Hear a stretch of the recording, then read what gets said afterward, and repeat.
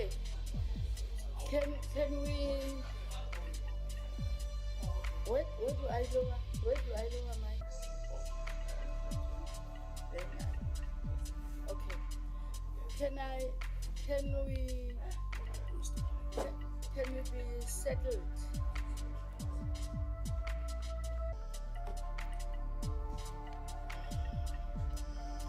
First, let me apologize for starting now. I just had some few.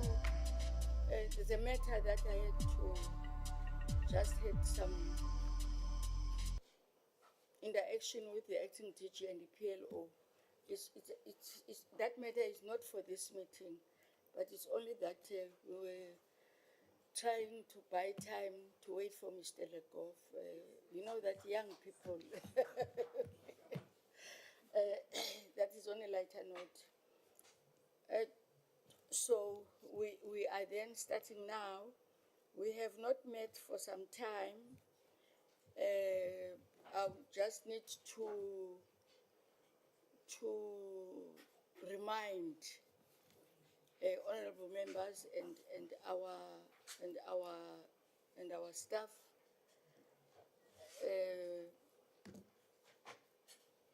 our house rules. House rules is that our phones have to be on silent.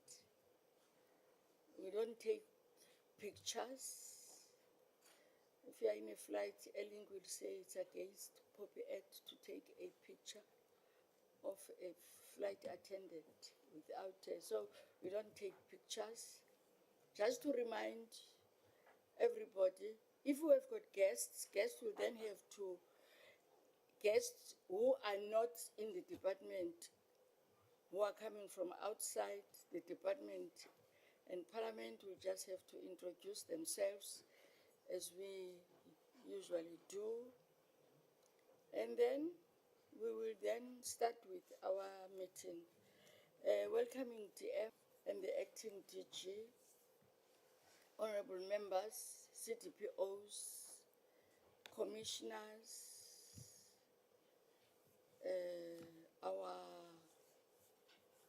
our support staff as committee members, and honorable members. This is our last meeting, our last physical meetings in this term. And I then, as we have announced in our last meeting, that we'll have this physical meeting. And the reason for it is that we are going to be adopting our legacy report.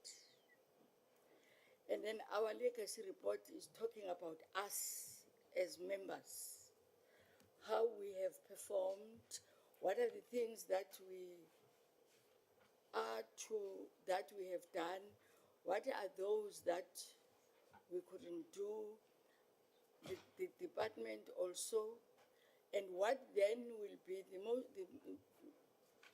major critical and important issues that the next administration is to look at, so that it does not start from a clean slate as if there was never a committee.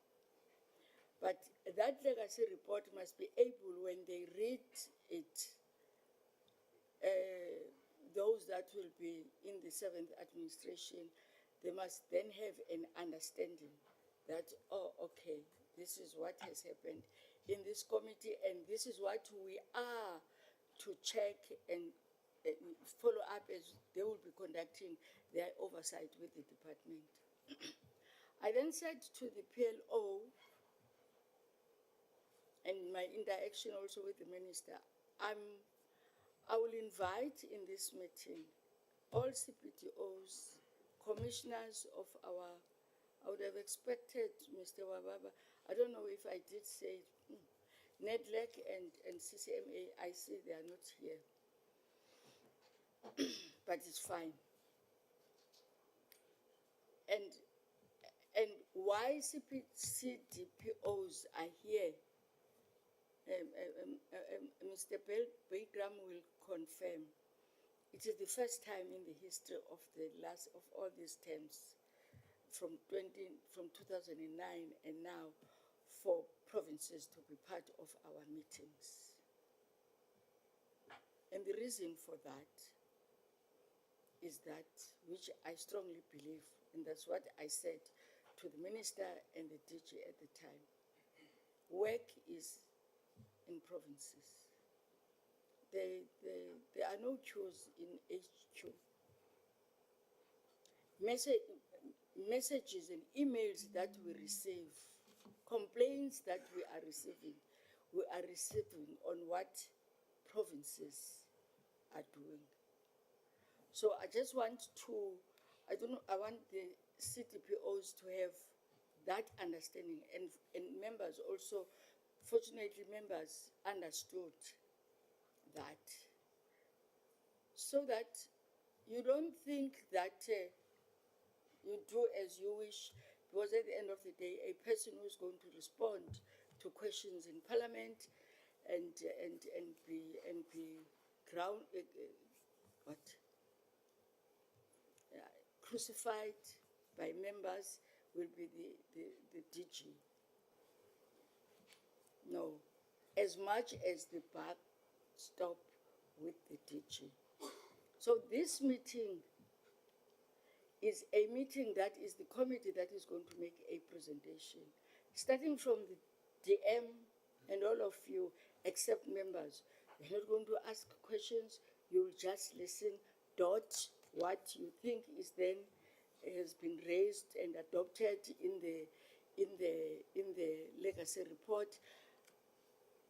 If I'm correct, we've circulated this to them. Yes, because it's not a secret. It's a document that you will have to, as you will be doing when the 7th administration is put into place and the committees therefore are formed. We may come back, we may not come back. So people that will be, even if we come back, I'm making an example, we may not be deployed in this committee. So those that will be deployed in this committee, the committee section and Parliament will then put this in front of them. It will be at that time that if the department is to respond, we'll have to respond in a formal meeting. Secondly, you would have noticed that we called the department to present their APP. And in then us looking into how long are we going to be here now, in consultation with the powers to be, we were then advised that what's the point of calling entities, because there's going to be no budget vote debate or whatever. Now, it will then be the work that will then be done by the 7th administration. So I want a DM and acting DG have that understanding that we are not going to be calling any entities now. It was only that, it's only that we were not quite sure.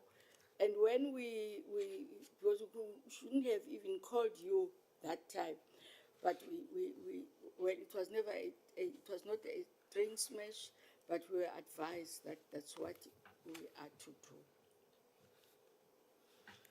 We have been here. This is the end. We're in the end of our term.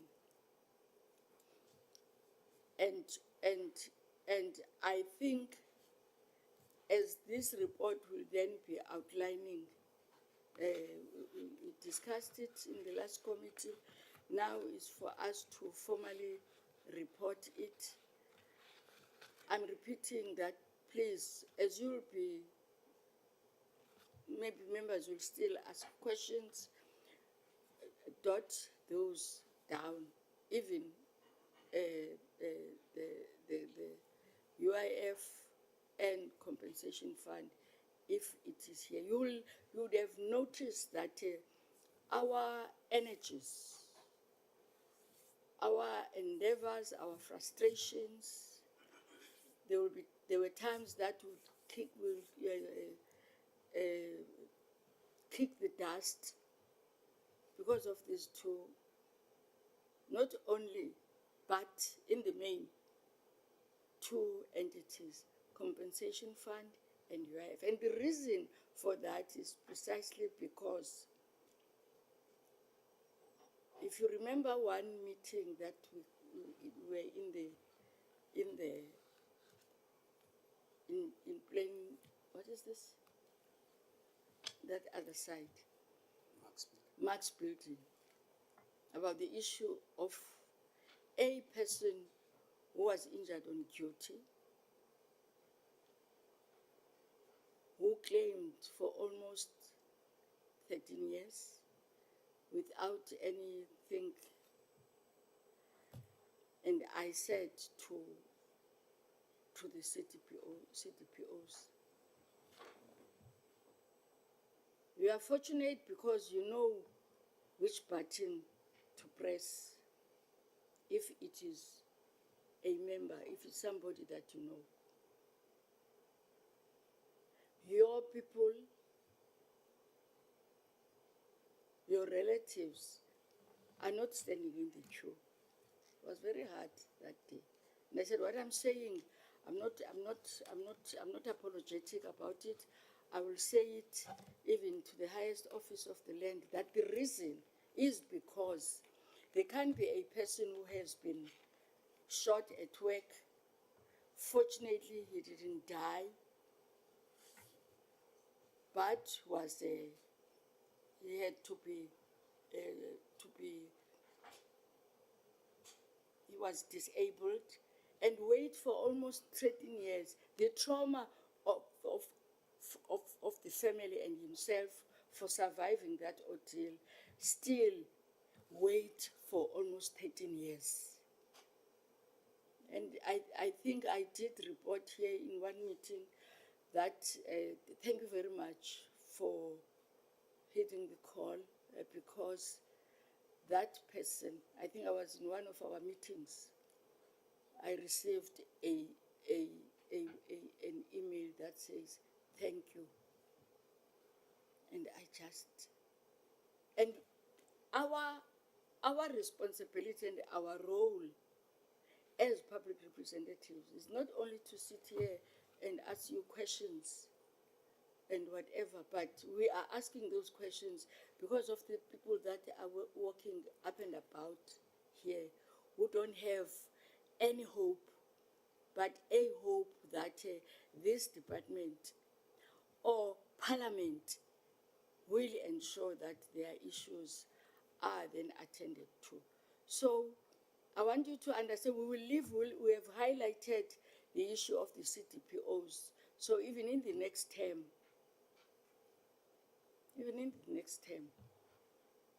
must pray hard that we don't come back. And if we do come back, we're not deployed in this committee.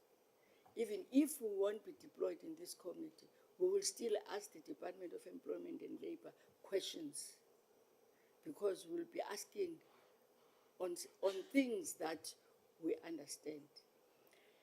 And we have never been here because when we discuss, obviously, we'll have mandates and political interest from our respective political organizations.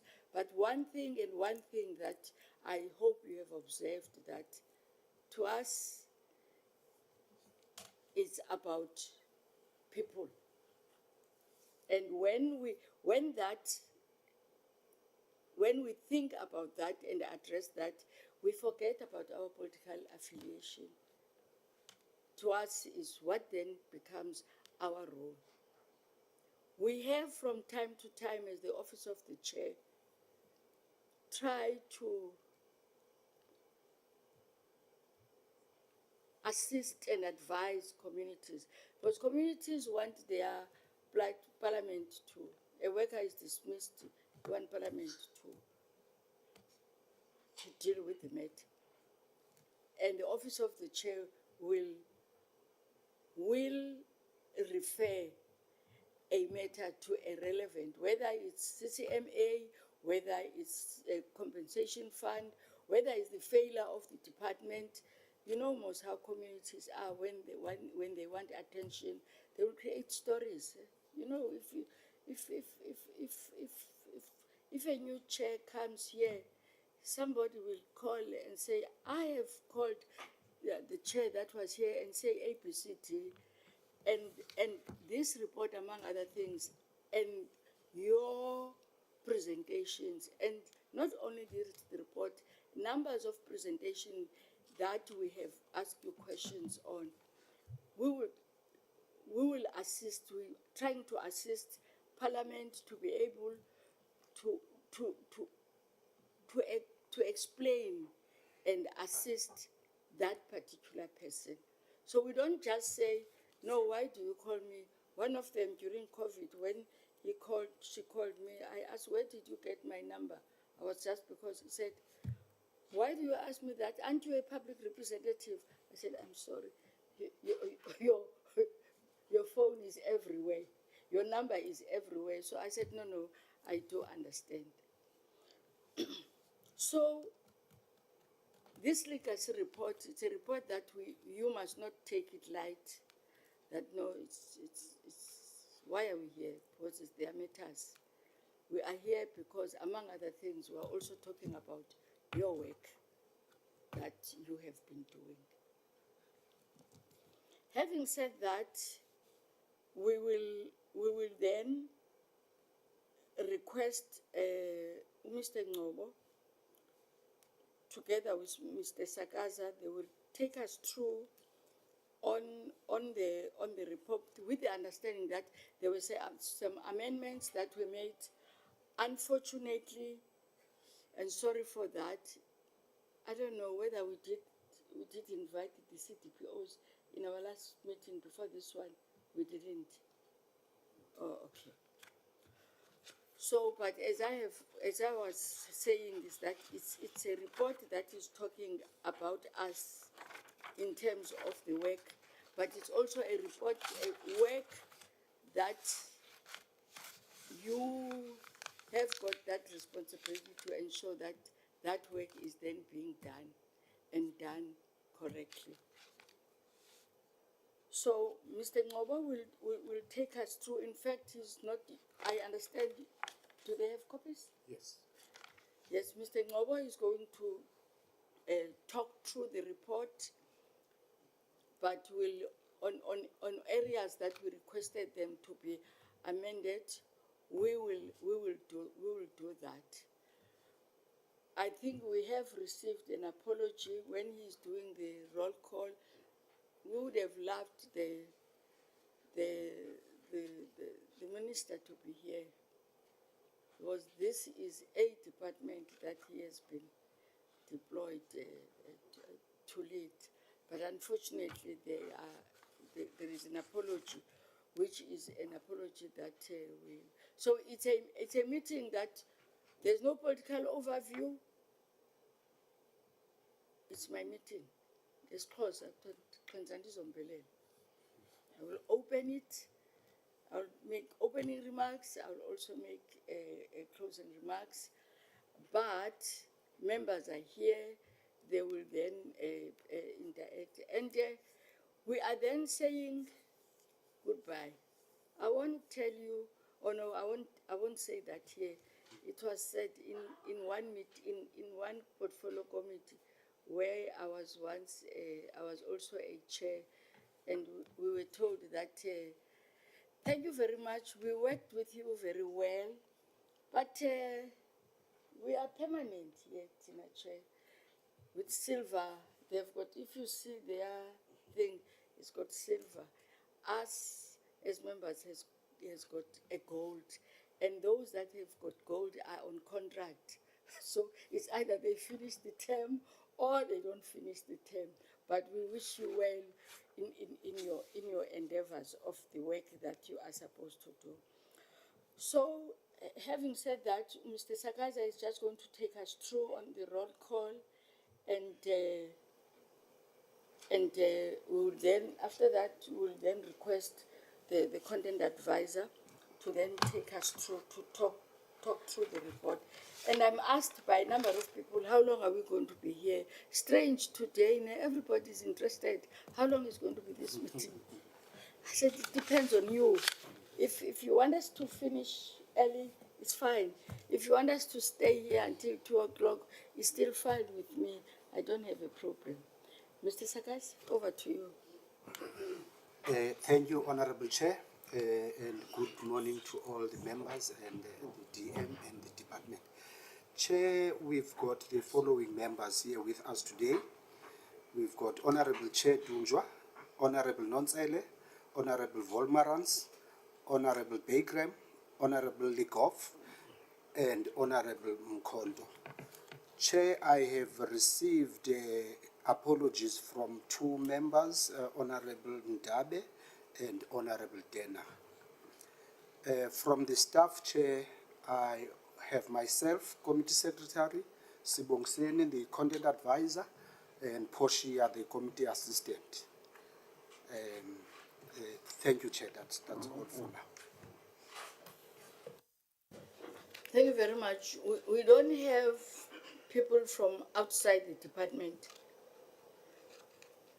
Okay. So everybody is here. Can we, so those apologies, do they include apologies from the department? Except the apology of the minister that we know. All CDPOs are all here.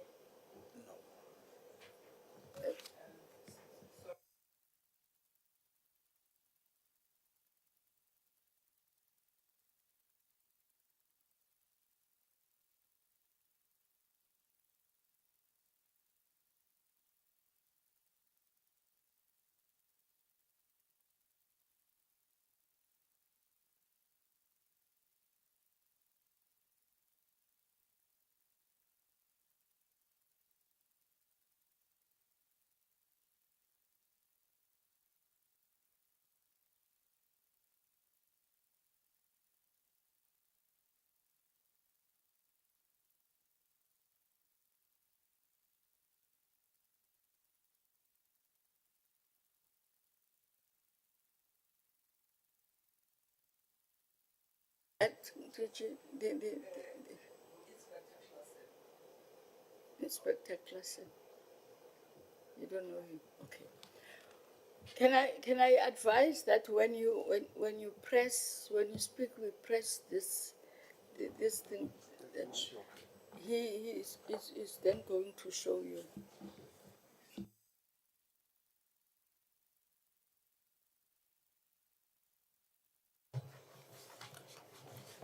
Thank you, Chairperson, and good morning, everyone. I'm going to take you through the legacy report of the Portfolio Committee on Employment and Labour for the 6th Parliament. As the Chairperson has already indicated, I'm going to focus on the changes that were made since the meeting of the 20th of March, which is last week. So I'm going to start from page 2.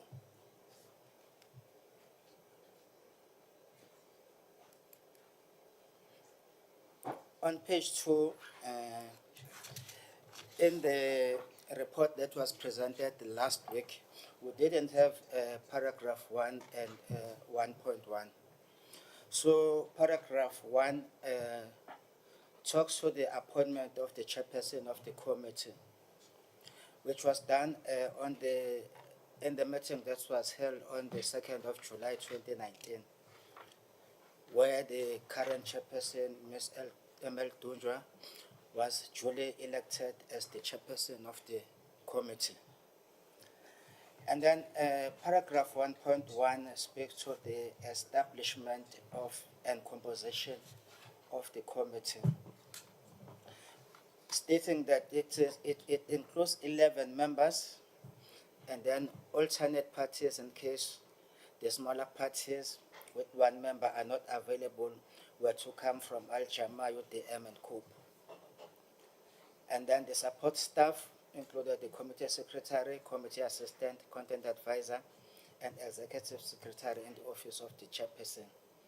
And there's also a media officer from the parliamentary communications unit. The executive is represented by the minister and the deputy minister of employment and labor and the director general, currently leading the department as the accounting officer administratively. The chief directors of provincial offices were later invited to join the portfolio committee meetings since the department has no concomitant functions in provinces. And then the mode of operation between the portfolio committee and the department has always been that of mutual respect.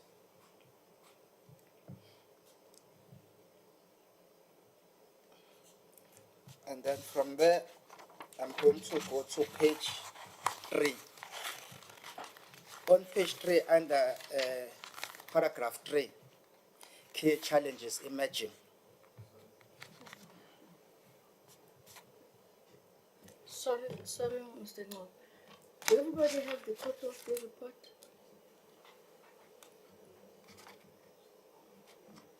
Everybody in the meeting? Eh? I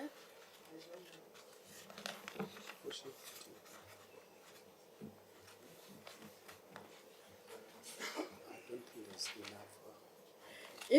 If copies are not enough, we'll apologize. People will share, and then we'll then request Mr. Wababa to just after the meeting or during the course of the week circulate the copy to you. Sorry for that. Sorry for that, DM.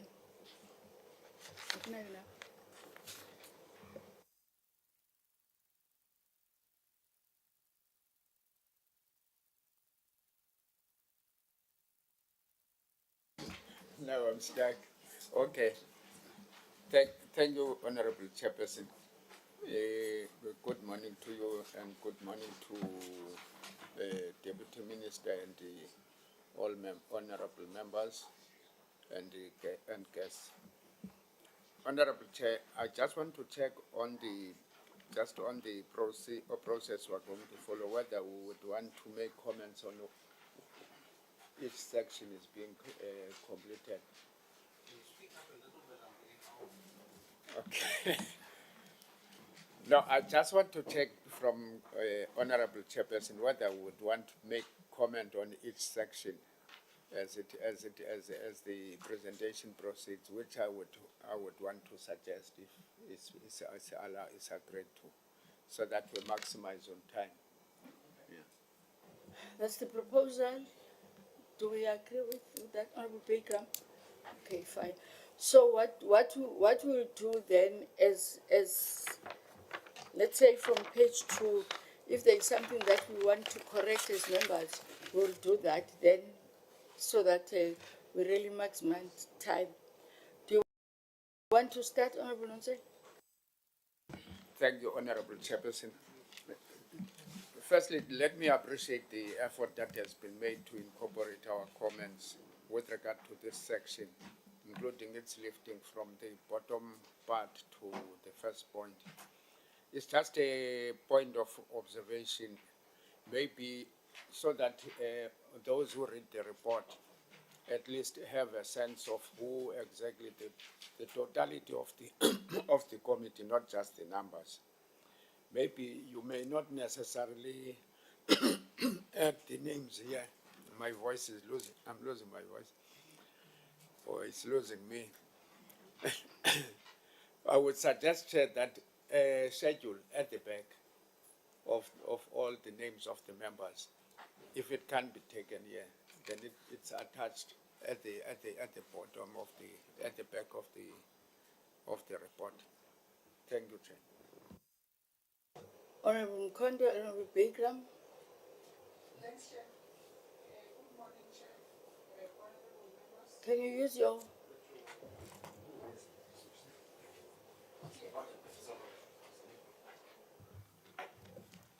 So you bring us here on our last day of, of the term. Thanks, Chair. Good morning, Chair. Honorable members, the DM, the DG, and her team. Chair, I hope I'm not, I am in order, yes. The committee under paragraph 2,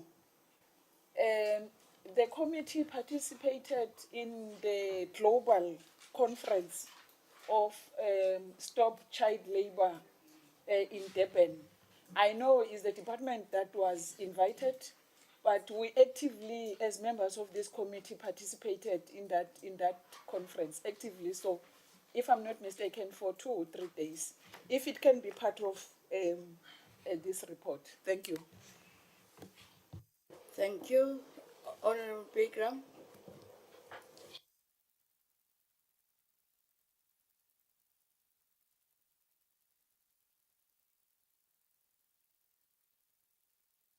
Okay, thanks. At the last meeting, we were discussing changes. I suggested a statement to start off with. And I thought about it, and can't we lift something out of our constitution? And I want to give a quote from our constitution, and it says, and I quote, "Everyone has the right to fair labor practices." And then unquote. In other words, put that at the beginning, because that's the essence of why we exist as a committee. And I thought we could use that possibly.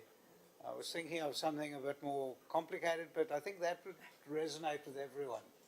So thank you, Chair. Okay. I remember, I think you did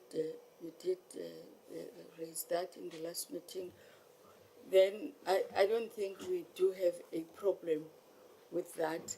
But in terms of Honorable Nontsele's suggestion, I'm told there is an there are annexures of attendance, a register.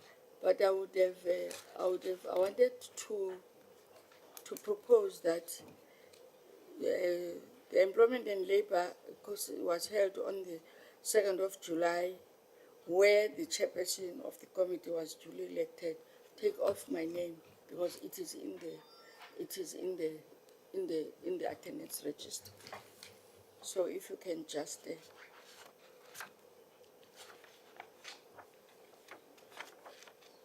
okay. Honorable Vermaras.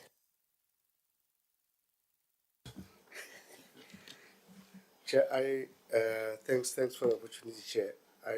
I think apart from the annexure where you have an attendance register, if you look at the norm of almost all the reports, it will flow in a manner in which we say in the first meeting, the committee was constituted and the chairperson so-and-so was elected. So I would urge you to leave your name there. Apart from it being in the annexure, but I would suggest that is most of the normal reports that. Yes. All right. Are we all in agreement that the name remains? Okay. Okay.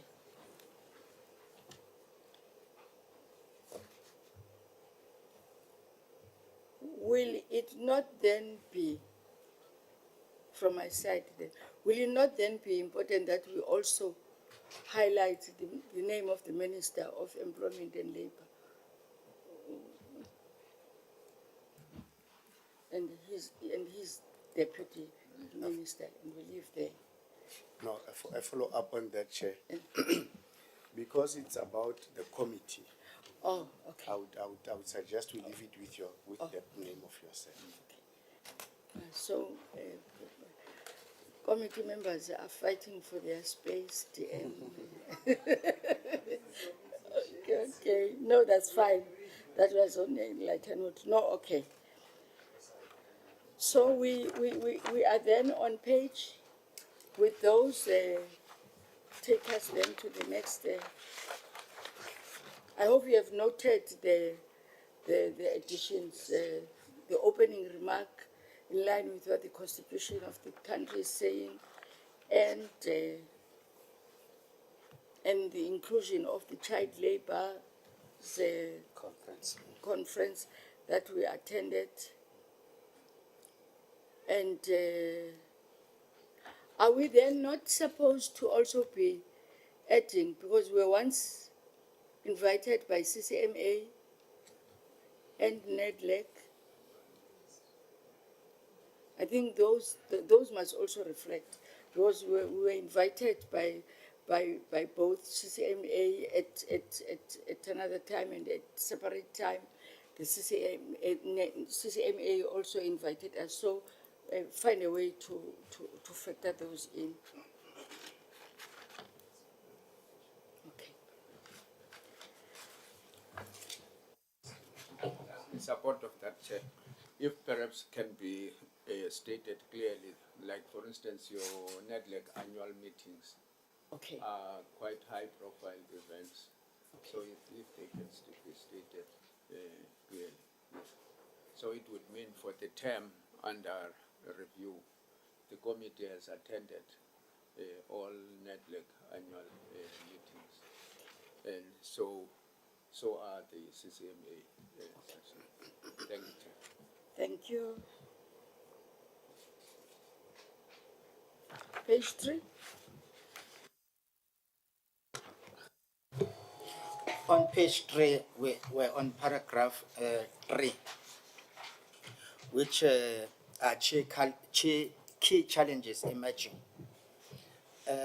In the last meeting of 20th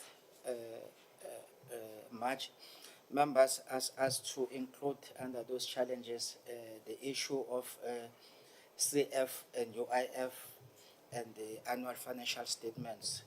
So that is now reflected as the last bullet on paragraph 3, which reads as follows: failure of the CF and the UIF to submit their annual financial statements and annual reports timeously, and the claim of audit opinion where the CF submitted financial statements.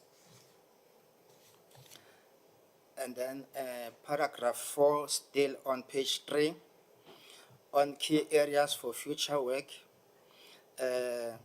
members ask us to add as the third bullet the restructuring of the CF and UIF to achieve efficiency. That is, in the report before that, it was talking about the separation of the CF and the UF from DEL. So members asked us to correct that. So now it reflects at the restructuring of the CF and the UIF to achieve efficiency. Any comments? Honorable Bikram, Honorable Nonsele?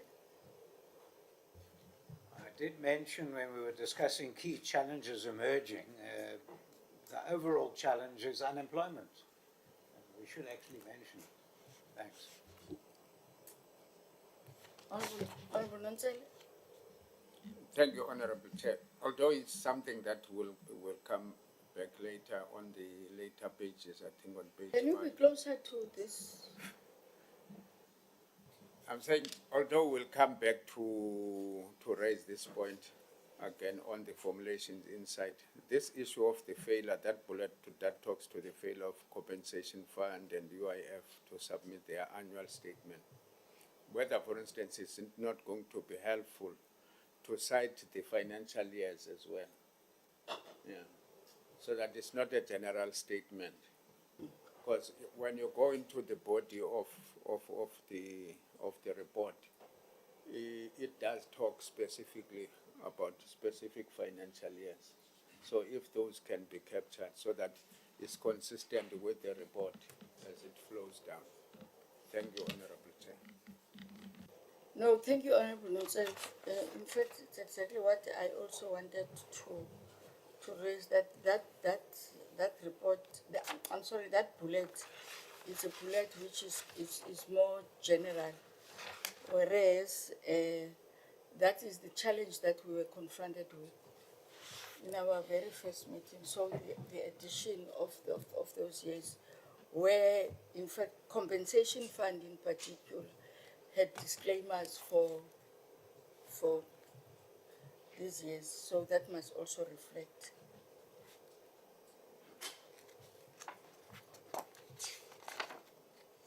Page 4. On page 4, we have key recommendations, and what the last two bullets, there were some amendments in the last two bullets. It now reads the 7th Parliament should ensure that the inspections and enforcement services program of the department is adequately resourced, including additional budget to monitor compliance to labor legislation. Previously, additional budget was not in that recommendation, so the members asked us to include that. And then the last bullet, it now reads the 7th Parliament should ensure that the reconfiguration of DEL to meaningfully incorporate the employment mandates is taken seriously. That recommendation was there in the report that was presented last week, but members pointed out that the employment mandate is already incorporated, so what needs to be done is for it to be taken seriously. So that is what we have just included in this reformulated recommendation.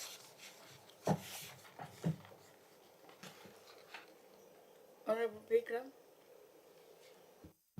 Thank you, Madam Chair. I had also mentioned that under that last bullet point, the President 2 sonas ago had promised to investigate legislation and regulations that were hindering job creation. We would like that, possibly that 7th dispensation, to look at that and expand on it and see what is hindering job creation. Thank you. Any comments on that? Are we in agreement? Honorable Vermaras, Honorable Nontsel.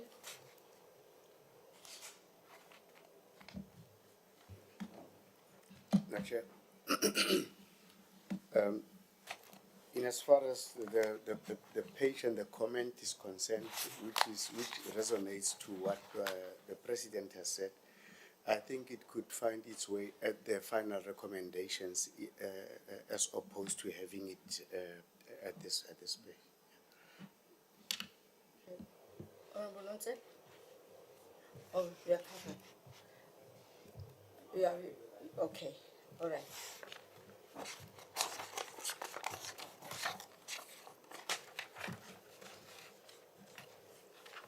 And I would suggest the process where there were no additions, you pass and you skip that, and you take us to where we made recommendations. Okay, the next page, we are now on page 6 of the report.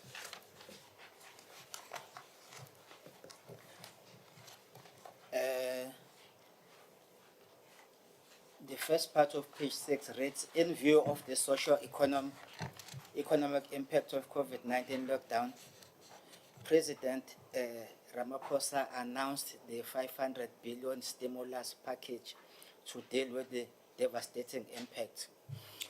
What we have added that was not reflected in the report of last week was that of this amount, 100 billion rand was set aside for protection and creation of jobs, and 40 billion rands for income support for workers whose employers were unable to pay salaries.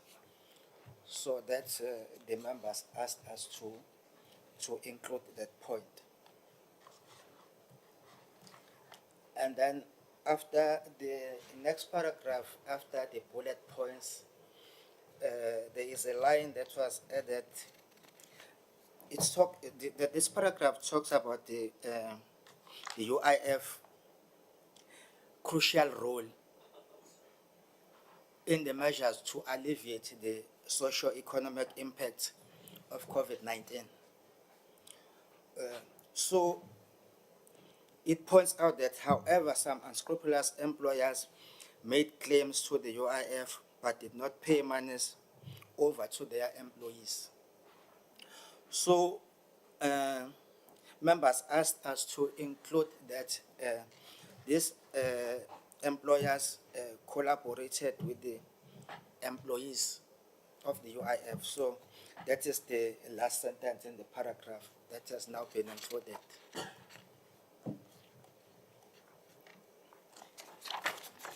And then we go to page 7.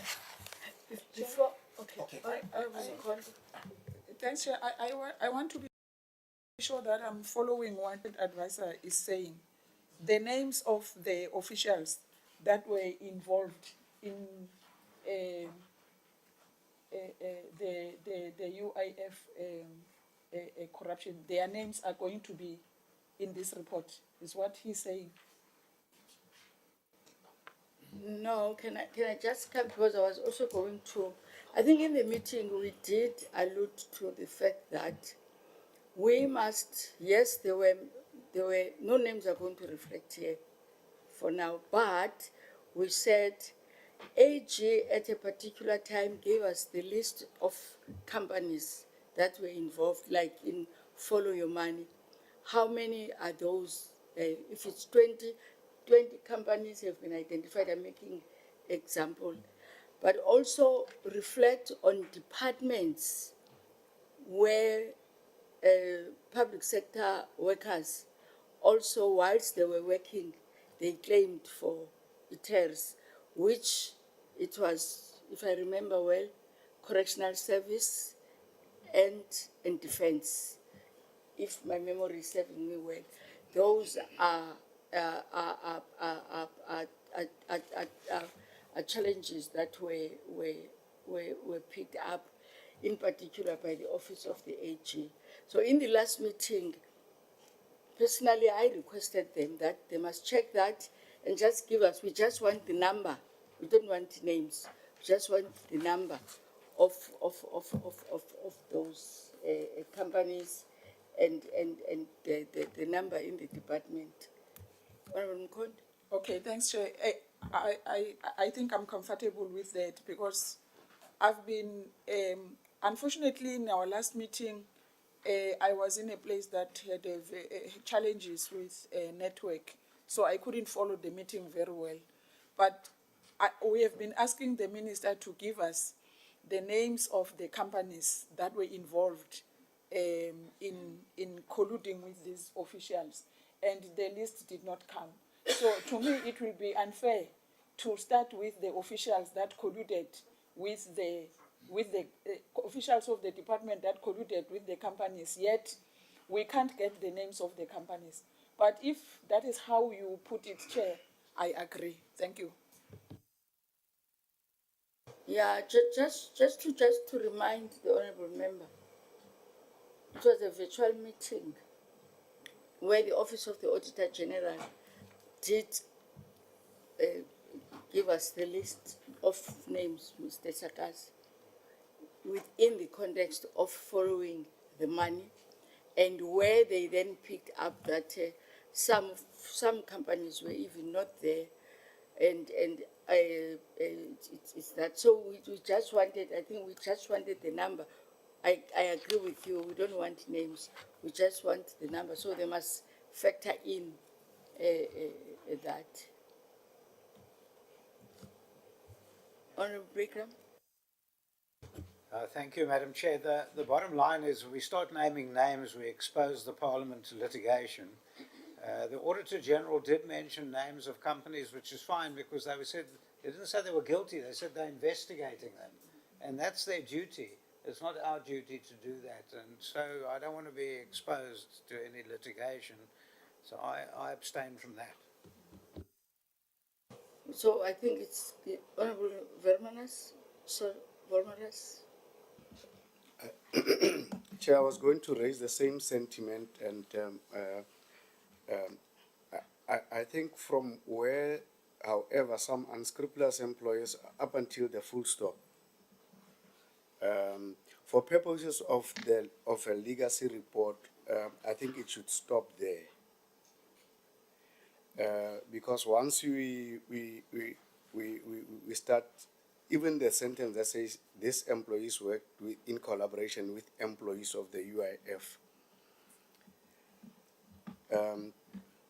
we must stop and ourselves, it's our report. We must stop and investigate. We cannot even say somebody else must investigate because it's our report now, it's our legacy, and it might look like we have not done anything on it. Now, if we leave it at that, we can also just cover the question that was raised in as far as the abuse of this type of intervention by government employees. That's where your subs or your correctional services get in as an allegation, and leave it as vague as it is, instead of trying. It's an observation that we had a report. I would suggest that after the full stop, then we can say it also emerged that some government employees abused this COVID intervention fund. The good English can be, and leave it there. No, I don't think that would be proper, because if it will then be at the time that the AG will be coming to that committee, when then the committee will say in the legacy report there is this that has been reflected, what has then been, and then I think I agree with the sentiments. So the scribers will then deal with that. Next page. So we agree that we remove the employers work in collaboration with employees of the UIF. Yes. It's a very heavy statement. Yes. Oh, okay. Alleged, yes. Yeah.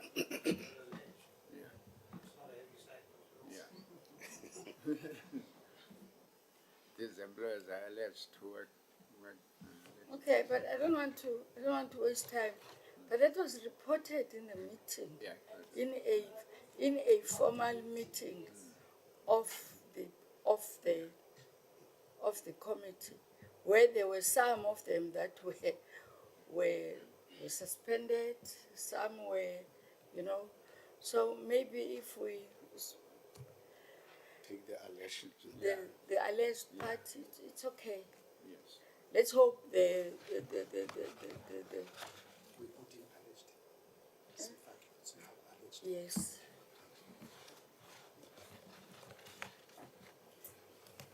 It's yours. Okay.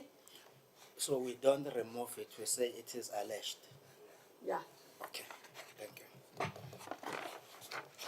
And then we go to page 7. On page 7, after the paragraph that starts with the chairperson of the Productivity SA, there is a paragraph there that members instructed us to remove. That has since been removed, so I'm not going to read it. And then page number 10. Oh, okay. Okay. I will not say. Yes, Honorable Chair, it's more the formulation that That is a problem with regard to that. And whether perhaps we can also, in doing that correction, also, firstly, also, when referring to the issue of both compensation fund and UIF, with regard to their failure to submit financial statement, be more specific. Yeah, the point that I raised earlier on. Yeah, so that we do not unintentionally leave gaps with regard to that. Because if you recall, is that the issue that we had as a major issue has been the consecutive negative audit outcomes for both. But then on 2022-2023 financial year, there was a failure to submit. But in the year before, 2021-2022, there was in fact a submission of those financial statements. So if those two can be corrected and be done as I've raised earlier on. Then the second point is with regard to the formulation of the area that we said should in fact be formulated in such a manner that it doesn't bring us into conflict with the law or whatever. That in the period under review, the Compensation Fund Commissioner left his employ, and that is the CF first. That is Commissioner Mafata. Yeah, you don't need to mention the name, but that happened. And then secondly, you would say that the Compensation Fund has an acting commissioner, which is a fact as well. And then you go to Productivity South Africa, that is the board chairperson was relieved of his duties during the period under review as a third point. And then you go and then an acting chairperson was elected or appointed. And then the Director General resigned from his post. Yeah, then your last point would be to say the department has an acting Director General. There is also a matter of, then you go to the issue that we spoke to, that is of the legal processes, where we can then, in a general statement, we say then there is a matter of a project that would have cost 5 billion, that is currently in the court of law, and the jury in this particular court case is still out or pending. Yeah. So that you do not unintentionally achieve what we wanted to avoid earlier on, that we don't get entangled into the legal processes, or get the committee to speak on matters that are yet to be decided in a court of law. Then secondly, but capture the points that did not find expression in the report entirely. Like, for instance, the one I started with, that of the compensation fund and the replacement thereof, Productivity SA, the replacement thereof, the DG and the replacement thereof. Yeah.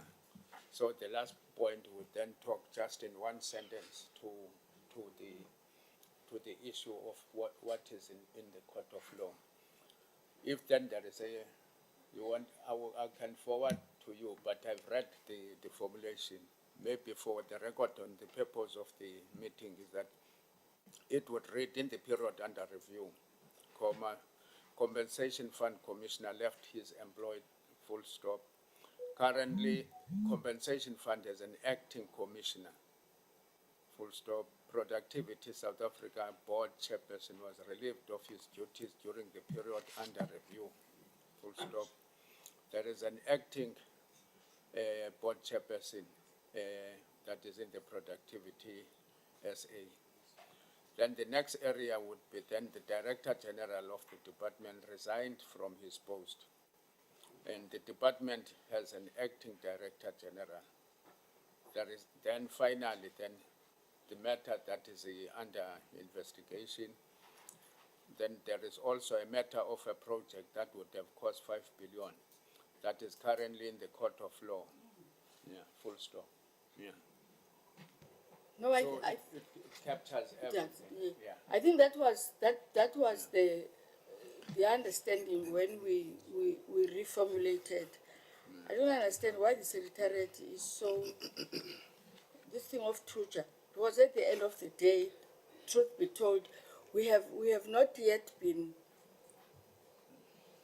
The ministry never came to the committee and take us through the issues of forensic reports. So we can't talk as if it's a matter that was tabled, number one.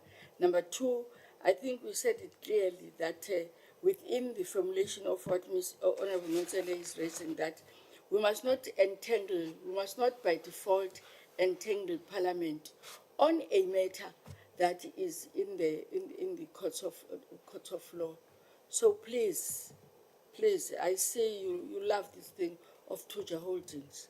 Please, don't put us so that even when we are not there, we'll then be called as if there are things that we know.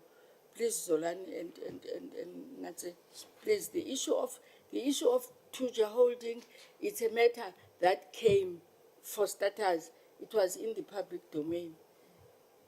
That's what happened first in a what this Sunday Times of December 2002, if I'm not mistaken. 2022. And then we were interested, and the minister said, this is what we are doing. But it has never been. Whilst we were still in that process of awaiting for the department, boom, it was in court, the chairperson of the Protective TSA. And it is in that, you will give you the formulation, that the minister recalled the chairperson of the Productivity SA because of all what was happening. So please, you'll get it from Mr. Nonsele, the thing. Nothing to do with the thing of okay. Where's the other correction? Which page, now? We were on page 7, so that is the correction that has just been made now for reformulation to reflect on the departure of the CF Commissioner, PSA Board Chairperson, DG, and so on. But now let's go to page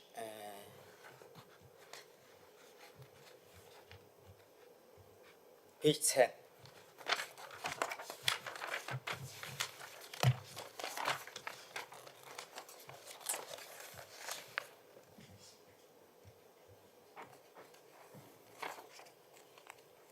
Page 10, paragraph 2.3.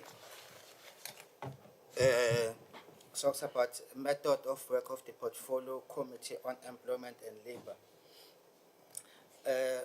We have reformulated that sentence to read: the committee meets on Wednesdays as per its adopted program. The committee must request permission from the House Chairperson if it needs to meet outside of slot. That is on days other than Wednesday. And then still on page 10, key statistics, which is paragraph 3.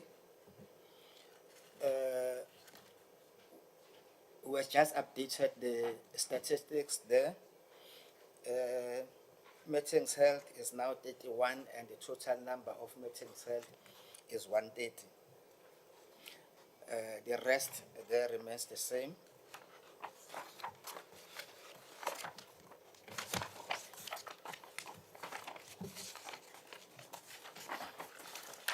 And then page 13 is oversight, trips undertaken. Page? Oh. It's on page 13, starting from page 13 is paragraph 7.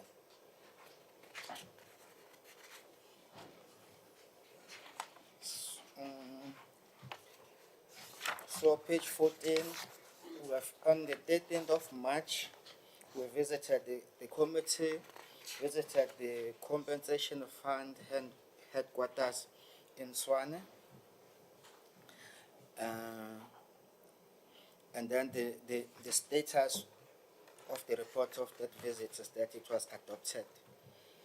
And then on the 26th Feb 2021, the committee visited Aselo Metal in Van der Park in Gauteng, and that report was also adopted. And then page 15, from the 18th to the 21st of April 2022, the committee visited labor centers, SEEs, and the Department of Employment and Labor in the Eastern Cape, Gqeberha, Eqonce, and East London. So that report has also been adopted, and we have received the response to the recommendations, reporting on progress with regard to those recommendations. And then on the page 17, March to September 2022, the Portfolio Committee on Employment and Labor, together with the Portfolio Committee on Agriculture, Land Reform and Rural Development, undertook oversight to all the provinces of the country, which was the oversight that emanated from the resolution of the National Assembly. The report of that oversight has also been adopted. And then on page 20, study tours undertaken. The Portfolio Committee undertook one study tour, which was to Kenya. That was from the 27th of March to the 1st of April. So we have just added that table, which reflects on the objectives and lessons learned from that study tour. That report has also since been adopted. So objectives, it starts at the rate as follows. The PC. Sorry. I don't think I want to put to the committee that I don't think it's really necessary to read all that. Okay. It's just because it has been written in a manner that we corrected that there must be the objectives and the lesson learned. So that's what you have done. And the report was adopted. And then on page 23, we have also included the challenges and the issues to be followed up by the 7th Parliament. And then on page 23 still, we have international agreements, where I said the Portfolio Committee of Employment and Labor met on 30th June 2021 to consider the request for approval by Parliament to approve the ILO Convention number 190, which is concerning the elimination of violence and harassment in the world of work. So that report was adopted. And then on page 24, paragraphs 12, the committee received a petition from Solidarity and Cape Forum. So that was already in the report that was tabled last week, except the table which reflects on that the report of the committee was adopted on the 6th of March. And then the challenges emerged. We've just included the challenges emerging. One was that the petition was lodged against the draft employment equity regulations that were gazetted for public comments. Therefore, there were no employment equity regulations in place at that time. And then there's also issues for consideration or to be followed up by the 7th Parliament. This matter was resolved, and therefore there is nothing for the 7th Parliament to follow up regarding it. And then on page, Honorable Baker, Just a comment on 25, challenges emerging. There should be a third bullet point because there's still litigation outstanding on the regulations and the bill.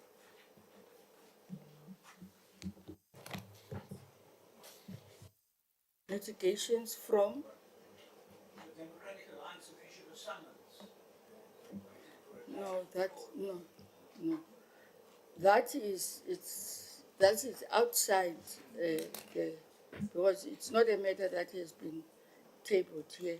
Our understanding is that regulations are in line with what then the act that we adopted that was amended. So, because it will then be a problem if we will then put in our legacy report what a political party object, because I would imagine the ANC will want something to be written here, the EFF will want something to be written. It is the process of your organization, which it has never come to the committee from the department. Our understanding is that those regulations are still, the department is still dealing with that at an appropriate time. If can I say, if there's a need, they will come to the portfolio committee in the 7th Parliament.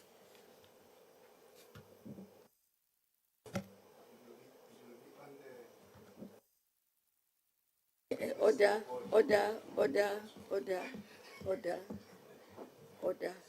We are out of order, Honorable Mayors.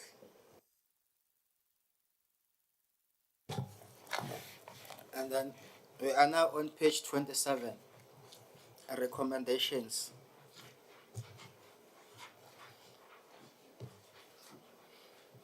We have added a few recommendations that members requested they must be added, and rearranged the recommendations that were already there in the report that was tabled last week. On the second bullet, which reads, relevant officials from Department of Home Affairs should accompany the members of Parliament when conducting oversight visits in the farming sector. We have added, as requested by members, periodically the Department of Employment and Labour does conduct joint inspection blitzes with the relevant departments, including Home Affairs and Police. And then we have added bullet number 6, which reads as follows. The department must provide a detailed report on the utilization of the 100 billion rand set aside for preservation and creation of jobs as part of the 500 billion rand stimulus package to alleviate the impact of COVID-19 lockdown. Furthermore, the report must provide the number of companies identified during the follow the money process and employees disciplined as part of consequence management.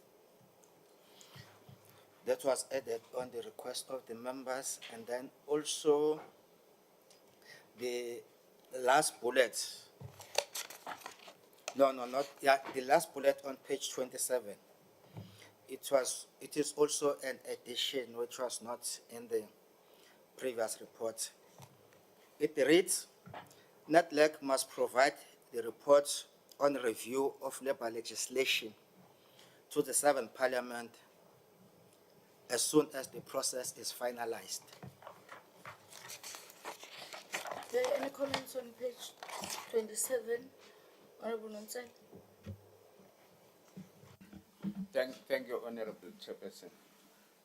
Honorable Chairperson, I'm not sure because I thought that in some of the instances, the creativity, to the extent that it has been used, it gives a completely distorted view of what we really intended. So that there is no conflation of this. Like, for instance, if you have a sentence or a bullet that reads, the department must provide a detailed report on the utilization of 100 billion rand set aside for preservation and creation of jobs, and so on. And then it further reads, further, the report must provide the number of companies identified. Yeah. For me, who is not part of this committee and who is not exposed to the operation, that's a big statement for wrongdoing. Yeah, it leaves a completely distorted view. So if we can try and separate these two first, yeah. But then the second point would be that if you go to the report earlier on the 100 billion rand set aside, you have done a breakdown of what that 100 billion was in fact intended to, which in terms of the AG's report, these were given full account to. So, so that as a committee we do not, on the one side, continue to do work, and then when we do our own reports, then we trip ourselves over. Because now it would imply that on the 100 billion rand, we are completely at a loss. We do not know what happened. Yeah. So maybe if, for instance, a reference to the report of the Auditor General can in fact be integrated into that bullet that make reference to the 100 billion. And then the issue of the further companies be a standalone bullet rather than it be incorporated into that.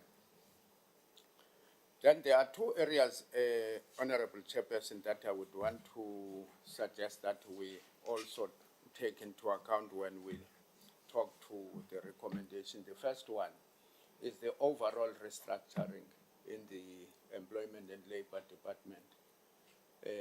That needs to be factored. So maybe given its significance, I would propose, if acceptable to the committee, that we put it as a first bullet, so that it in fact attracts the attention of the committee. That relates to also to the reconfigurations of the two entities, that is the compensation fund and the UIF, with regard to the current processes that are currently underway, as a second bullet. So if those can be added, because if you go into the report does allude to those processes that are currently underway within the department as a whole, and as well as the reconfiguration or restructuring of the two entities, that is compensation fund and the UIF. Thank you, Chair. No, thank you, Honorable Nkondo, before I come. Chair, I think under the recommendations, we were promised by the department that going forward, at the level of SMS, they are going to employ 47% of women. Maybe if we can leave that to the 7th Parliament to see to it that it is implemented, but also to include the issue of young people and people living with disabilities. It's a promise they made to us, though some of us were not happy with the percentage, but they did present it, that they will do it. So let us give them an opportunity to do it and be monitored by the 7th Parliament. Thank you. There is, I don't remember us, that's bullet number 2. That says, we said relevant officials from the Department of Home Affairs should accompany members of Parliament when conducting oversight visit to the farming area.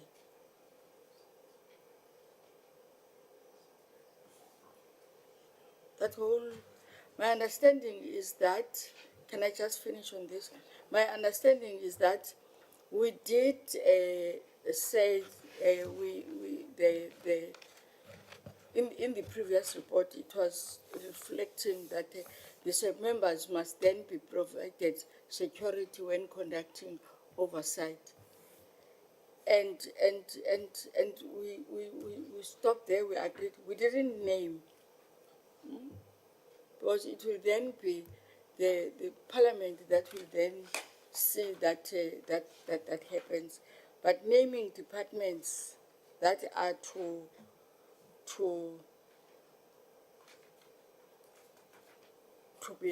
be accompanied, to accompany members, I think that is it's something that is being known. What we were elevating was then the security of members when conducting an oversight. If I remember very well, Honorable Brigham queried that, and a response was that, well, we have not attended our oversight report and we are aware of what we are subjected to, exposed to as members when conducting a oversight. So if that can be reworked, I agree with Honorable Nontsele, is that the Secretariat will be tempted at times to put in issues that we didn't reflect on. So can you please rework that? There is a, Honorable Nkondo, if you have, there is then a proposal from Honorable Nontsele of what must be added. If you can speak to that also, thank you. Chair, that is why I was interjecting you, because I wanted to remind you that when we did a joint oversight with the Department of Agriculture and Land Reform, we did raise this, because it's us who did this recommendation. Because in some farms, we couldn't get the relevant documents to prove who is who without the Department of Home Affairs. Is in the farms where we went with the Department of Home Affairs, where we could get full information of the workforce complement as to who is who comes from where. And if you remember very well, on verbal engagement with the employers, they will say, no, here we have maybe, for example, 100 employees, and only 2 are from Zimbabwe.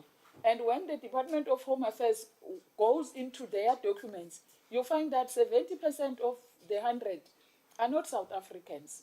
So it's just a reminder, Chair, that it's us who raised this, and it will help if we can leave it like this, that the Department of Home Affairs accompany the Department of Employment and Labor, because they are the ones that having an authority to request some of the documents that we can't request as the Department of Employment and Labor. Thank you. Can I suggest, because you are, can I put to the committee, you are talking on a joint study group which was influenced or about by the resolution that was taken. It is in that joint study group that we then identify all the issues that you are raising. But there is also when we conduct our normal study, our normal oversight, we are whenever accompanied by people who are to look into our security. So it's to, I agree with you. So when they are to rework it, they must specify that when we were conducting a joint oversight with the Department of Agriculture, these are the issues that were raised. And but in terms of the normal, when we went to head office of compensation fund, we were never accompanied. The importance of members of parliament to be accompanied by the security, it's very important. So the issue that you are raising, it's they are only talking about that in this, but the visit of us to farming sectors, they're not, it's not talking about the overall oversight that we are conducting as the committee. So they must rephrase that thing. I think that was raised. It is in that context, I'm sorry that I have to mention that. It is in that context when also Honorable Begum couldn't understand, and it was explained by Honorable Nonsel. So it's two recommendations, if there are to be two, of a joint oversight and of a normal and regular oversight that a committee conduct when it is then doing its oversight. So please correct that. Can I get from the committee that is my understanding correct? And I'm not saying Honorable Mkondo is not, but he's talking on this specific one, which it must, because not all oversights that we conduct, we will need what? Home affairs, not unless we specify. I'm making an example. We will go to a farming community in Hermanas. I'm making an example by Eastern Cape. Then we will then have to be home affairs and subs and yeah. Then, but in our ordinary, in as far as the table, the program of parliament is then put, that is the issue of the security of members. So please, can I then get the seconder to what Honorable Nonsele raised in terms of the reworking of paragraph 1, 2 of dot 1, 2, 3, 4, 5, 6, and the addition of the overall restructuring of DEL. The seventh parliament will then have to look into that. Can we get a seconder on that, Honorable Mko? I second, Chair.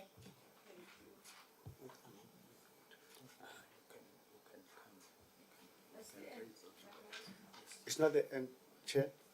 We want to second the second by putting something in there. You want to, Yeah. in addition? It's on, yeah, it's in there's consensus so that it does not get reworked totally. Okay. The issue was that it would look like we say nothing has been done and we don't know about it. So we agreed that perhaps when we read the sentence, that we must say that the department must continue on that number, bullet point number 6, that the department must continue to provide periodic reports. We must remove detailed reports as if there has never been some. So we just say they must continue doing the periodic reports on this amount that we are given. And where we talk about the identified follow the money process. No, it's in the same paragraph. Yeah. It should be taken as a new bullet. Yes, that furthermore, from that furthermore, we should bring it down as a new bullet so that we just, the identified companies in the AG's report. Okay.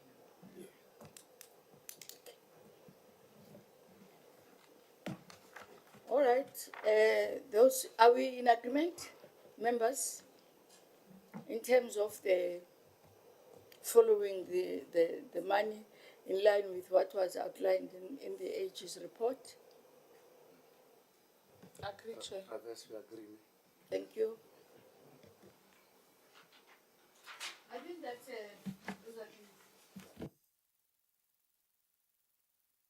then get a formal mover of our legacy report with the corrections, additions, amendments, reformulations that have been provided. Can we get a formal mover? Honorable. Thank you once more, Chair. I hereby move for the adoption of our legacy report, which includes all the corrections, additions, as have been espoused. A seconder? Honorable Nonsel. I'm not as not formally seconds the motion as moved by Honorable Paul Marans for the adoption of the legacy report as amended. Thank you, Chair. Now we go to the second agenda item, adoption of our minutes. The first set is the 6th of March 2004. Page 1 is the briefing by Dell on its pertaining to lab updates and consideration of draft report on the petition, the Solidarity and Cape Forum, in the minutes of the 21st of February. Page 1, those are the attendees. Page 2, the remarks by the chair, which is number 1. Number 2, briefing by the Department of Labor on the activation program of labor activation program of UIF. Page 3, and point 3, the adoption of the draft report and draft minutes and closure.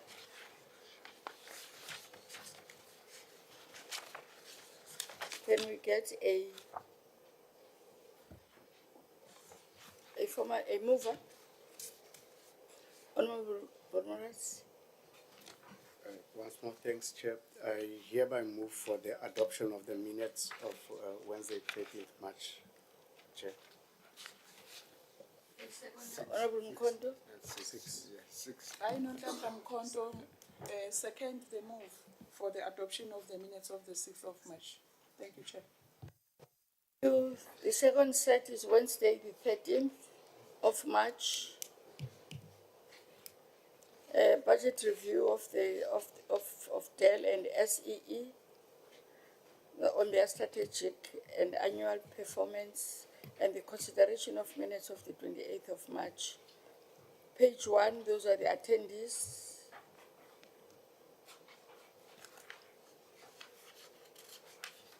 And then opening remarks by the chair, which is it's number 1. Number 2, briefing by the department on its APP and SEE. Page 3, the Department of Employment and Labor contributes. Okay, that's the continuation. That 2.2, Mr. Maduna continued with the batch. It's still the same. The CFO is presented. It takes us to, the committee deliberated on the presentation. Page 4 is the adoption of the minutes of the 28th of February, and then the meeting was closed by the chair.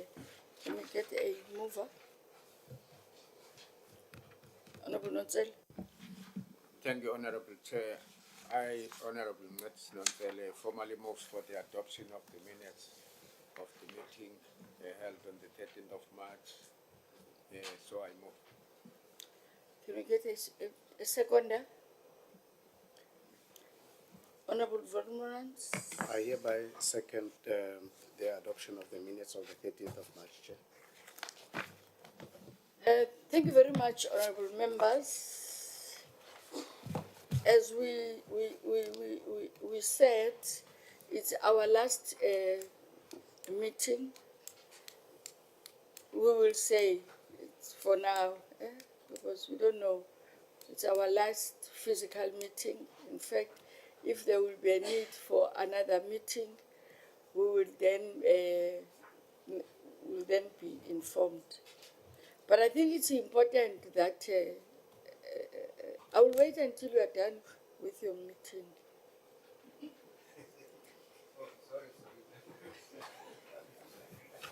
Madam Chair, Honorable Pegram, I'd like to say something and thanks to everyone. okay, before I close. All right, over to you.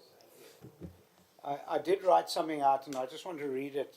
And in order to bid farewell to the current dispensation and the build-up to the forthcoming elections, I personally want to thank everyone for the collegiality and camaraderie we have mostly experienced in our committee. Despite our vast differences in our philosophy and opinions, I believe we have strongly knitted as a group with one specific aim, and that is to improve the life of employment in South Africa. Our chairperson has largely been the glue that has kept us together. I salute her and the hard work that she's undertaken to do as the chairperson of this portfolio committee.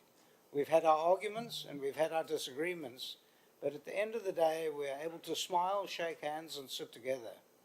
I believe every single person on this committee has had this one common goal. Our staff, under the dedicated leadership of Zolani Zakasa, has been of great help to all of us. Our administration has worked well, and we as a committee should salute each and every single staff member who have been an important cog in ensuring that our committee runs like a well-oiled machine. We have worked well with the Department of Employment and Labour under the leadership of the Minister and the two successive Director Generals. All the staff of the department have been forthcoming and have been extremely attentive to the requirements of the Portfolio Committee. Although many of the entities under the Department of Employment and Labour have been accused of being a failure, at least the staff, under the guidance of their commissioners, have been trying their utmost to correct the administrative inadequacies. I personally want to bid farewell to our first Director General in this department, who resigned under a set of unfortunate circumstances. The previous DG was very responsive to our committee and chairperson, and indeed treated all of us with the utmost respect and urgency.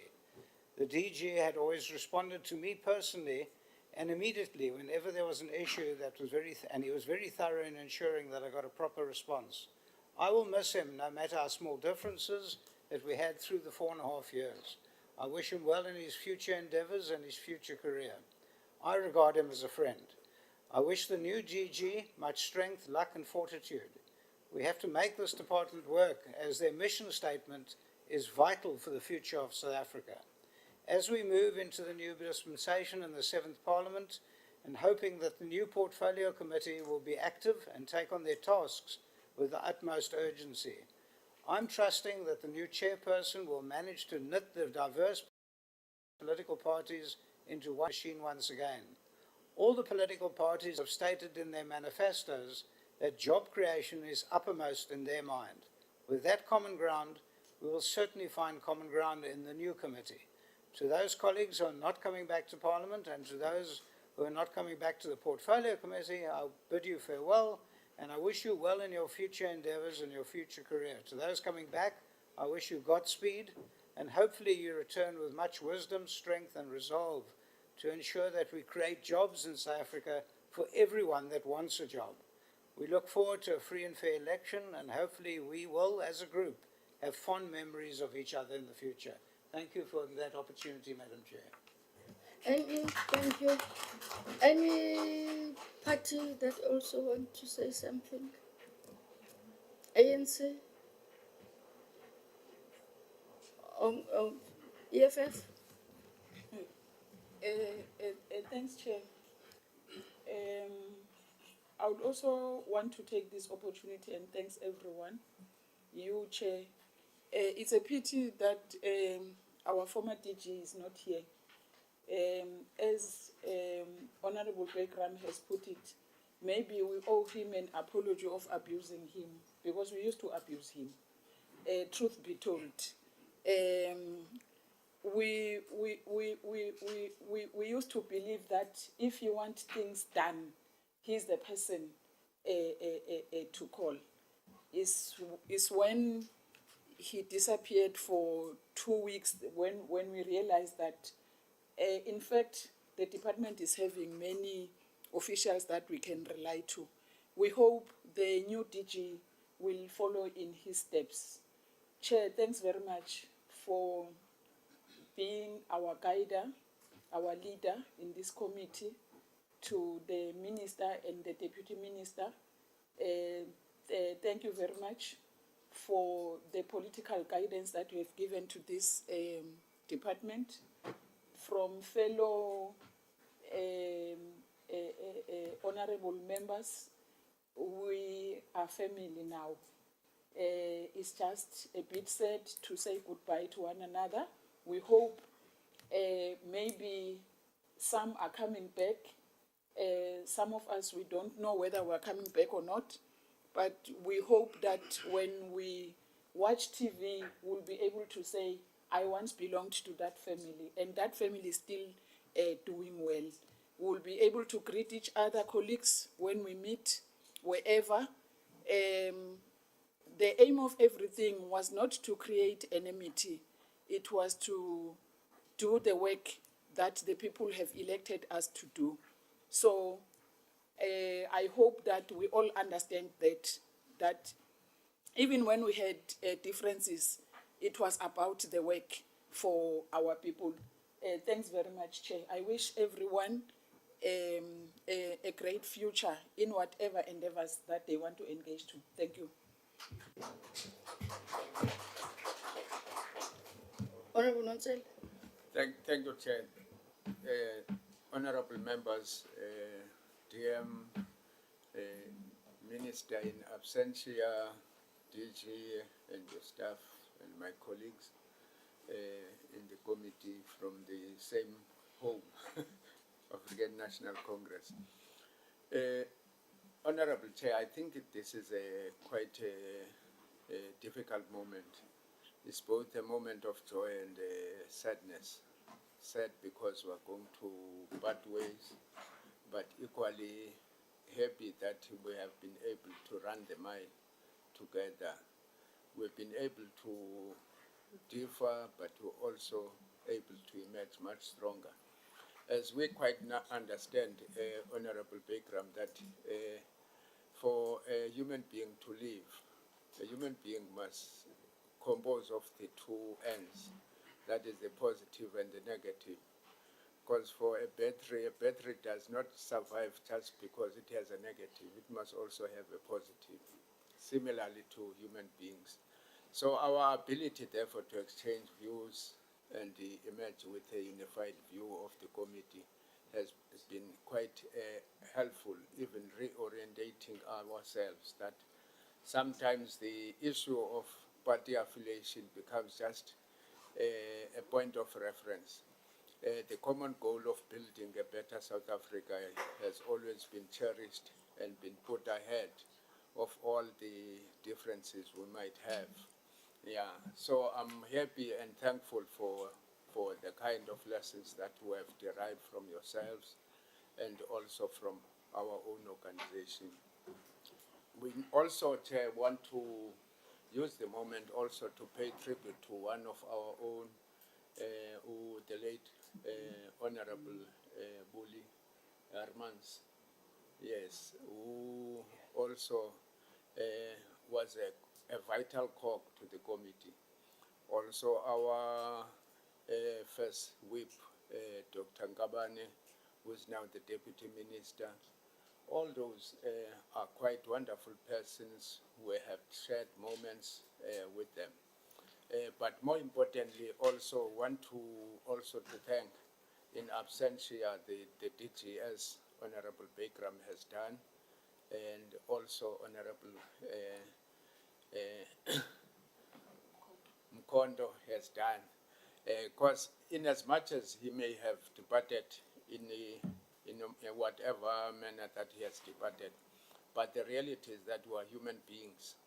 We live in a changing environment. Today it might be good, tomorrow it might be something else.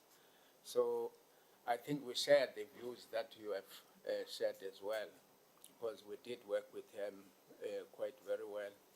But at the same time, we welcome the team because there is continuity. Yeah, change is not just change on its own. Change has to be coupled with continuity so that we continue to find a realization of the goals that we seek to achieve. The new DG, hopefully the acting DG, we are not inducting you, but we wish you well for the effort that has been made. You've been able to hold the fort, and that we hope that with your team you'll be able to continue to realize all the vision that we have outlined here, particularly the reconfiguration of the department. Because in many instances, such processes tend to invite all manner of negativity, and as well as positive at the same time. But sometimes when positives emerge, we simply forget about the negatives that we're talking about and move with the positive. So that is part of life, and we're happy to say today we wish you and your collective of DGs and the deputy DGs and all the directors from provinces. My home director is here, and directors from all the provinces who have, without fail, when we requested them to join us so that we share all the experiences with them, so that whenever there is a challenge in a particular province, you are able to stand up and clarify that. You are able to learn from our own experiences in whatever areas where, for instance, we may not have clarity with regard to the reports. You have been able to be useful, and we hope, Honorable Chair, that that innovative way that you have introduced should in fact also be retained come the new committee. We hope the new committee will do so. And in my conclusion, Chair, is to thank you and your team. You've been a source of strength, and also you provided the leadership that any other committee would want to have. It in fact is a reflection of where we're coming from, that we continue to in fact to provide service to the people. And you have, notwithstanding the limitations sometimes of your health, went on the extra mile, and you've just rejoined us against the backdrop of having been away, and you are not complaining and saying, no, we were not fair enough to allow you to stay at home until you feel right. You have come all the way, and you are with us here. We hope that we are going to continue to get inspiration from your experience, and as well as also your motherly love that you have given and sisterly love you have given. Also, Zolan and your team, let me not forget you. We call you sometimes at odd hours just to get clarity on why this agenda is written in this way. And you have never run away. You always are there to support and to give guidance to all of us. Thanks for that, and make sure that your team remains what it is. We have been inspired by your positive responses and warmth and support that you have given to us. To my colleagues who have been deployed with me as the African National Congress, I thank you all. I don't know where we're going come next term, but hopefully we'll still be together as a family. Thank you, Honorable Velmarans, Honorable Mdabe, Honorable Zuma, Honorable Makubele, all of them who are unfortunately not with us. But we hope that with them, through your chair, then you will be able to again be able to lead a new term come post 29th May. Honorable Bagram will be voting with me, I know that. Thank you, Chair. No, thank you, thank you, Chair. thank you very much, Honorable Brigham, because I thought after we've done this, we'll then say, can we then say goodbye to one another, and thank you for that. First, I want to thank the PLO, because the PLO is a bridge between ourselves and the members of the executive. The PLO takes all knocks, in particular, unfortunately, from the chair of the committee. We will expect him to do wonders. Because he is a parliamentary liaison officer. That is what, when he was interviewed, said, I'm prepared to work under pressure. And thank you very much, Mr. Wababa, for that understanding. When at times I lose my cool, and you become supportive and tolerant. And then to the, yes, you'll say thank you for Lamati in his absentia, but also he was my punching bag by virtue of being the chief accounting officer. If I can get the minister, if the DM said something in the overview, I will then ask, and then what's that? And he will say, but Chair, he has got a parliamentary liaison officer also. I will then thank the acting DG, whom we personally, I expected her not. In fact, if you agree to take a position, you take that position with its baggage, whether clean or dirty, whether hot or cold.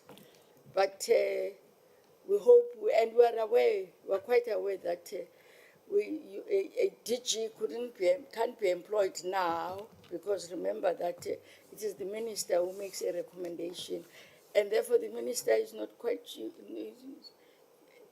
don't know whether he will come back as a minister or whatever. And thank you very much, Sisi, for fitting in. I want also to thank the staff of DM, because obviously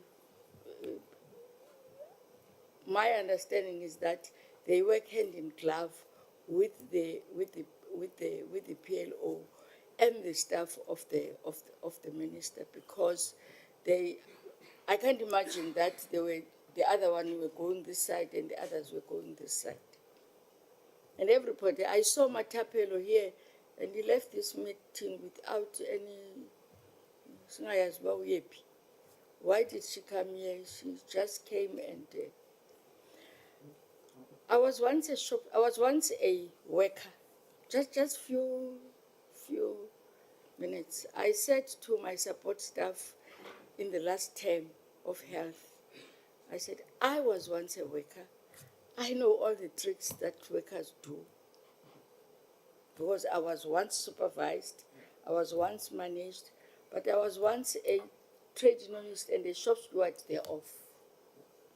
So all the tricks. And all of them, these two have been a headache to my office because, unfortunately, I am a person who's hands-on. Because if something is wrong, it's not about me only. First, it's about the institution. Secondly, it's about a party that put me in this position. But thirdly, it's about the integrity of this committee. But also their integrity.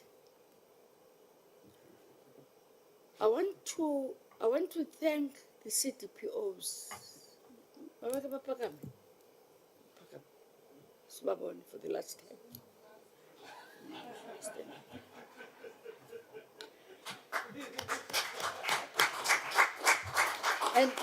And honorable members, these are the persons that have always been on there. Yeah. I can be phoned by somebody in Motherwell, say I have not been attended at the center. I phoned Dojek. She took the position, like all of, where is Akeko Kanen? Limpopo? Is somebody from Limpopo here? You owe me something, we must talk. So, Eastern Cape, Western Cape, Limpopo, Gauteng, those are my, yeah? Limpopo, Eastern Cape, KZN, okay. Limpopo, Eastern Cape, Western Cape, Gauteng. Free State has been relatively, where's Free State? Oh, yeah. She has been, you can sit down. Free State has been, you may sit down. And the reason, and I want you to know as you live here, the reason is one, only one, that we are representative of people who, some of them can't even put bread on the table, being dismissed and whatever. So thank you very much for understanding, not saying, we have been here since 2014, we have never been called in a portfolio committee, but thank you for understanding that in fact you are part of the National Department of Health. I'm sorry, of Employment and Labor. Because without you, there won't be any department. So thank you very much. I want to thank the support staff that I was given by Parliament for tolerating me. Oh, the Libel, they are commissioners, by the way. Thank you very much, Commissioner UIF. Compensation Fund is not here. Are you?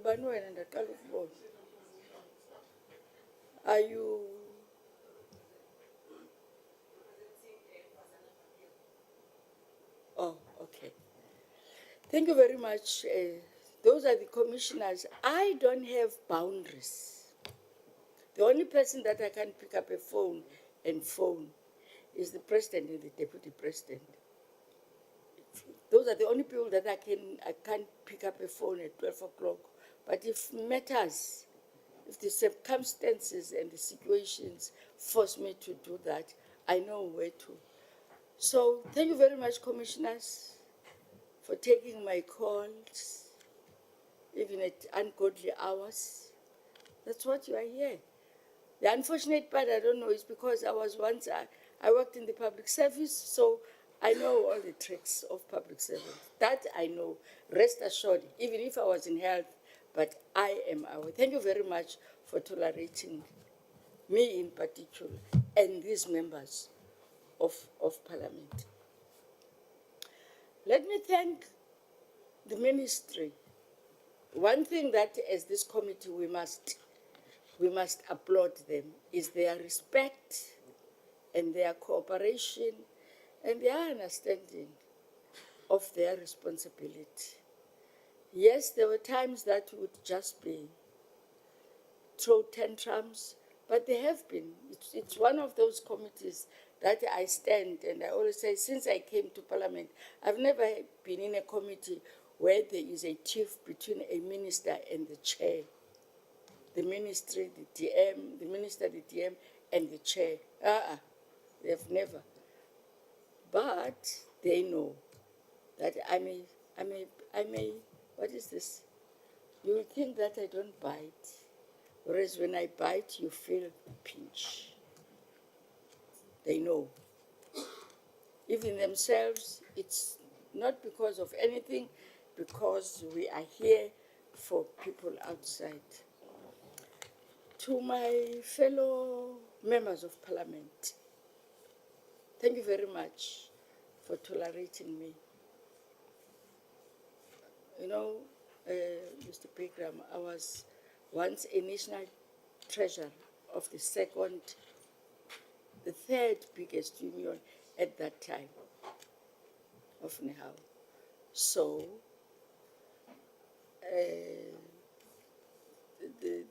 being a trade unionist, Mkalipi is a former trade unionist. There he is.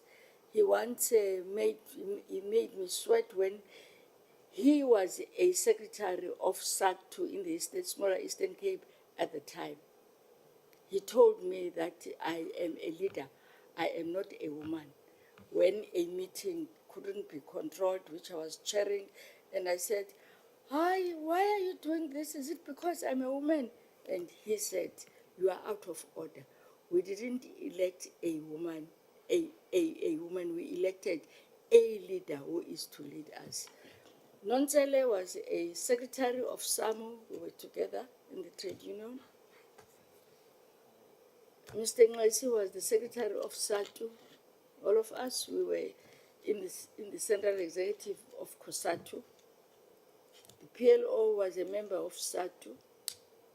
So, you were dealing with trade unionists. You were dealing with people who knew the stuff, but who then, when they came into the corridors of power, then saw that, it's not as easy as when you shout when you are a shop steward outside, because at times, in fact, law is law, and we are lawmakers. Thank you very much, honorable members, for putting our ideological and political views aside at some point, at times, but come together as the family. As the family that knows what is it that is to be done. We are living, we don't know whether we are coming back. Maybe some of us are coming back, maybe some of us are not coming back, but for those that will be coming back, we will meet after in June. When you look at the watch, you know, when I was an employer, when I was working, when my manager look at the watch, I feel Mr. Honorable Legoff, I get the sign that they've been talking too much, we want to leave. But this is our last meeting. Somebody has promised me for 15 years, for 5 years, 5 full years, and he has never delivered. Now I'm told he has delivered because it's on the eve of elections. I'm told he has delivered. And Mr. Sakaza, can you distribute service delivery? You will start with members. You will start, yes.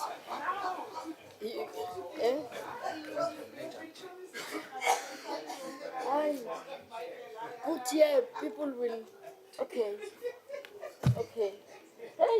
Hey, yo,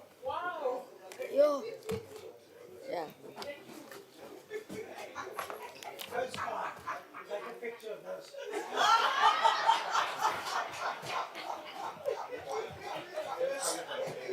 Okay. So I hope we have learned that you may have differences of opinion, of ideology, of views, but as long as at the end you know that that is not about you. It was never about us. It was about, and for the, oh,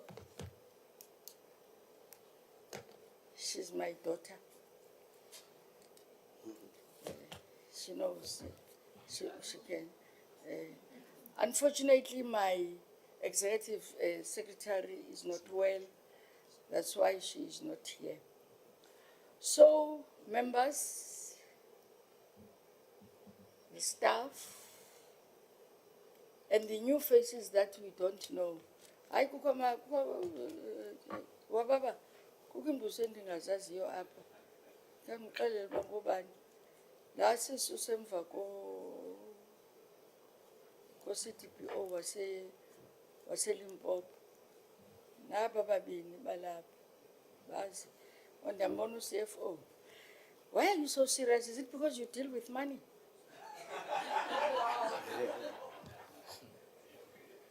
Loosen up. I see there are new faces that I don't know, but it's fine. You will say we were in that committee and that chair. I'm a PE girl. Don't be as a blower. Ask anybody what is blower. It's a township in Port Elizabeth. Blower. And ask somebody to give you a history about that. So that's why I'm a tough cookie. See? And yeah, we will meet again. We'll bump in DM, we'll bump in airports and whatever. It's elections. We won't know one another when we are there on the ground, but we will know one another when we are on the ground. Thank you very much, honorable members. What we'll do, I'm waiting for one thing that we have never done, which is not right. We have never, when we say, Honorable Nonsel is the way. We have chocolate food, and that food is outside is going to be eaten because we can't have wasteful expenditure. Please. That's why the CFO is here. We want to see so that when we put them to account, it's members then that are going to start to take chocolate. We thank the chocolates. Our meeting is then adjourned until that's chocolate. Yes, and Dennis.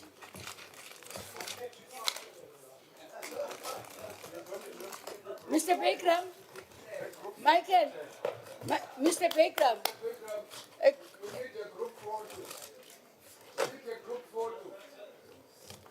A group. That's a group photo on the stage. Come, Mr. Lekoff. Honorable Nkondo. Who's going to take that photo?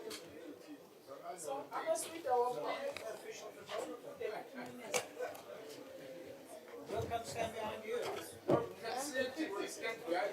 Oh. Yeah.